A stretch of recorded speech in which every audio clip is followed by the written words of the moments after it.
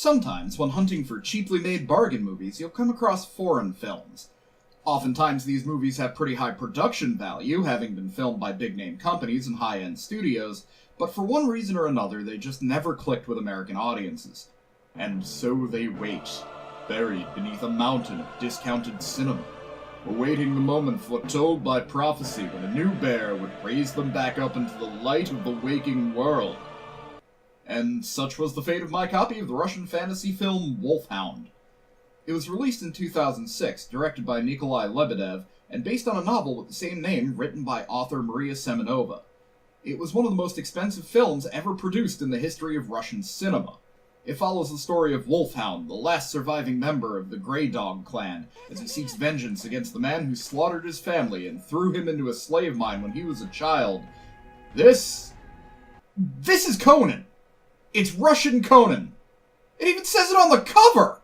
Conan the Barbarian meets Lord of the Rings. One of the biggest budget films in Russian cinematic history, and it's a rip-off of Conan and the Lord of the Rings. Well, this is gonna suck. Let's get right in.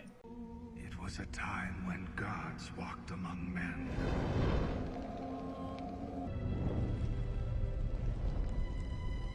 It began with the forging of the Great Rings. So the kid is our hero, Wolfhound. He lives a nice, peaceful life with his blacksmith father and pregnant mother in a nice, quiet village. So, of course, a couple of warlords named Maneater and Zhidoba show up to slaughter everyone. And for some reason, rather than just off him, Zhidoba decides to send young Wolfhound to a slave mine, where years of backbreaking labor will transform our tiny hero into a Slavic beefcake and consummate murder machine. They probably should have just stabbed him. I mean, they've shown no qualms about child murder up till now. And, shock of shocks, slaughtering the kid's whole village and leaving him alive to spend 20-some-odd years dreaming of revenge is a bad idea, because he and his injured pet bat, Ragged Wing, show up at Maneater's castle to kill him and burn his shit to the ground. Wolfhound's duel with Maneater is pretty awesome as they batter the hell out of each other while the room around them is engulfed in flame, the fight ending in Wolfhound's victory, and one of the sillier effects in the film.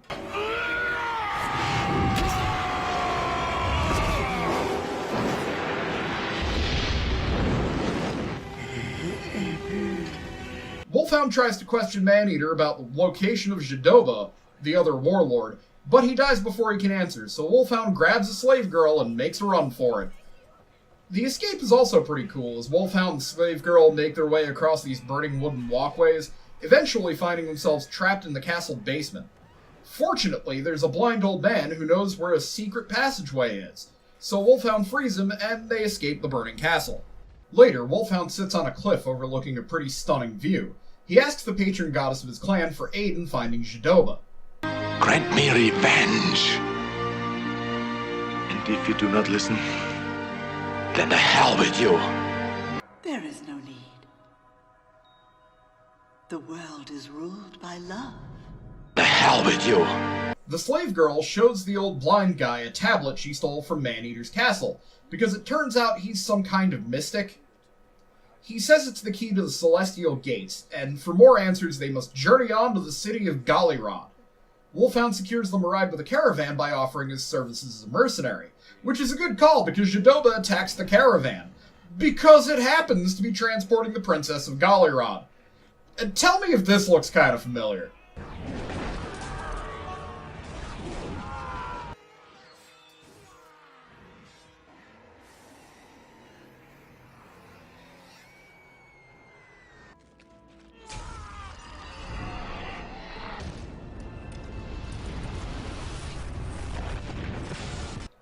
Wolfhound claims his sword as a prize and they arrive safely in the city.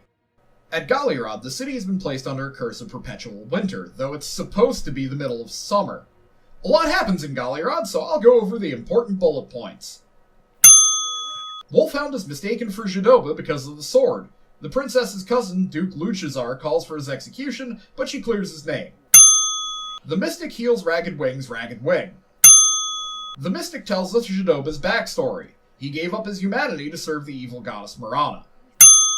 Wolfhound saves another slave. This one can translate the writing on the magic key. The princess's engagement to Maneater's son Vinitar is announced. Wolfhound thwarts Jadoba's assassins. Wolfhound is hired to guard the princess on the journey to her new husband. The blind mystic and 2 slaves beg Wolfhound to journey with them to the celestial gates because the princess... She will bring you sorrow. Wolfhound still decides to go with her for a shot at Jadoba. Finally, there's a big montage of everyone getting prepared, cutting between Wolfhound, his friends, Jadoba, and the princess. It's really friggin' long. Unnecessarily so. And so the journey begins. Everyone starts loading up onto a ferry while 2 of Jadoba's assassins try to get a clear shot at the princess, only to be blocked by Wolfhound. I love how disappointed this archer gets.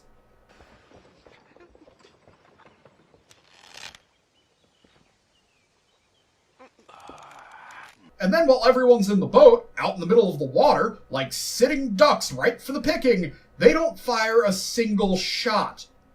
When the archer finally does get a shot, this poor bastard just blunders his way into the arrow, saving the princess's life. Wolfhound and Duke Luchazar chase down the archer and gank him. Then they come across an odd tribe at a lake about to execute a woman and a baby. Of course, Wolfhound saves them, but more importantly, the guy who translates for the chief is friggin' hilarious. Then our heroes come to a fork in the road and have to choose between the longer, safer path and the shorter path that cuts through a ghost-infested marsh right in the heart of Jadoba's territory. Of course they take the shorter path. And of course they're attacked by ghosts. I love how this movie portrays the ghosts as vague shapes and swirling mists, appearing in a flash to drag soldiers to their deaths and leaving you unsure of what you just witnessed. It creates a more visceral feeling of dread, and it's fairly unique. Wolfhound and the other soldiers find out they can keep the ghosts at bay with fire, and they're finally driven off when the princess prays to the gods and spills some of her blood on an ancient altar. The next day, we find out Duke Luchazar has been working for Jadoba the whole time. He's commanded to slip a sleeping potion into Wolfhound's drink so Jadoba can attack and take the princess.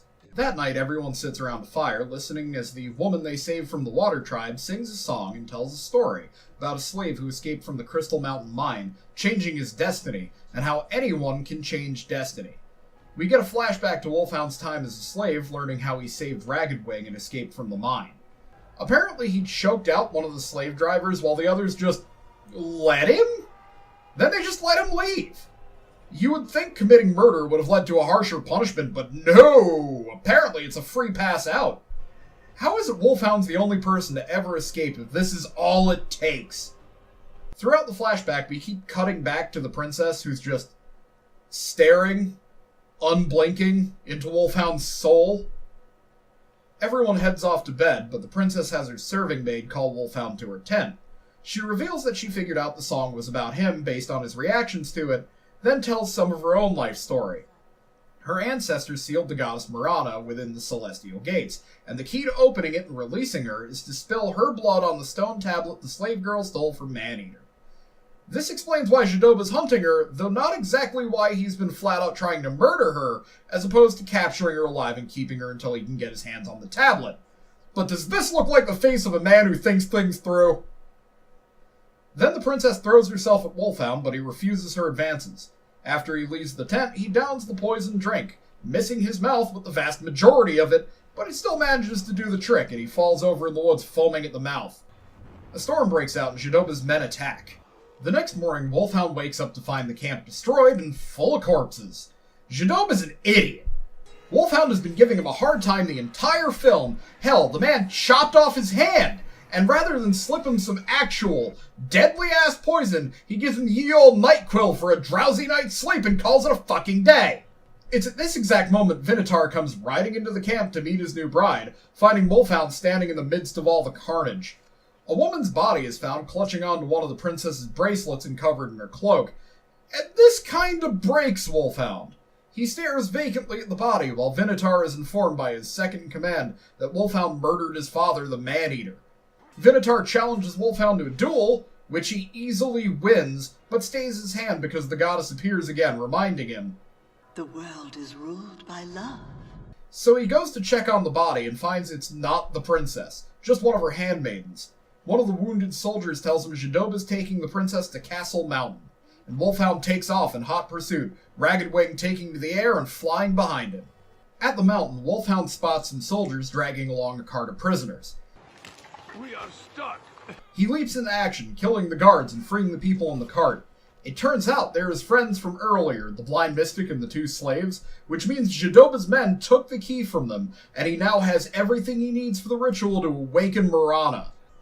At the Celestial Gates, the princess is brought across a long stone bridge and chained to the altar. Jadoba cuts into her wrist to get some of her blood, but just as the servant's about to bring up the key, Wolfhound appears, punches him out, and starts wreaking havoc.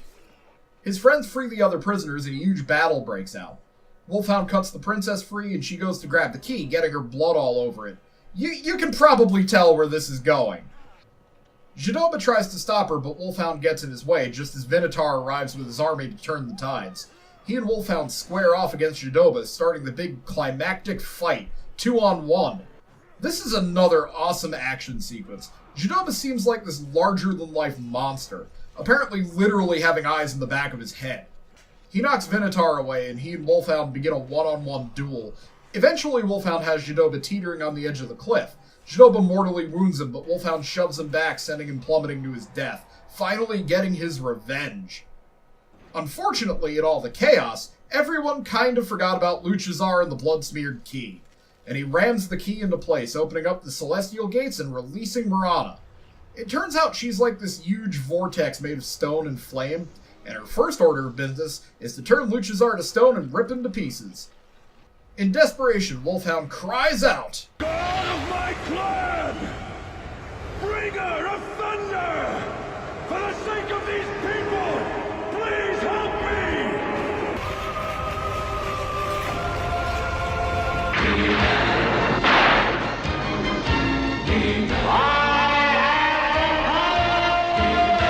Now armed with a massive lightning sword, he faces off against the evil goddess, destroying her once and for all. But as the dust settles, he succumbs to his wounds and falls. He opens his eyes to see his mother and father standing above him, along with his unborn sister and the rest of his village. The goddess approaches, saying, What you have given to others, my child, is now given back to you. And he wakes up, surrounded by his friends, healed by the old mystic. Vinitar gives up his claim to the princess's hand, saying, She's already found her husband. And rides off with his men, leaving Wolfhound and friends to gaze up into the open and now free of evil Celestial Gates. We get one final shot of Ragged Wing flying back to Golyrod to show that the curse has been lifted, and credits roll. So, where do I even start with this thing? It's actually not terrible. You can totally see the influence from Conan and Lord of the Rings, but the movie isn't a total ripoff. It's based on a book, and I would certainly be curious enough to seek out an English translation and give it a read. The story is okay. It's your standard revenge tale with the hero saving a princess and winning her heart in the end. Nothing groundbreaking, but enough to keep me interested. The visuals are pretty stunning, in most places. There are points, though, where the effects are goofy as all hell. Some credit, though, the choreography during combat scenes is pretty decent, and there are some effects, like the ghosts, that are downright awesome. The pacing of this movie isn't great. We spend a full half of the film getting Wolfhound and co to Golyrod, and it didn't really need that much time devoted to it. You could have also removed chunks of the film along with certain characters and basically lost nothing. And honestly, they probably should have done that. This movie has a 2-hour and 15-minute runtime. The woman and the baby they saved from the Weird Lake tribe contribute nothing other than a story about Wolfhound, and they could have brought that up some other way. So the whole scene on the lake could have just been cut. A bunch of important characters never even get their names mentioned, though that could just be the fault of the English translation.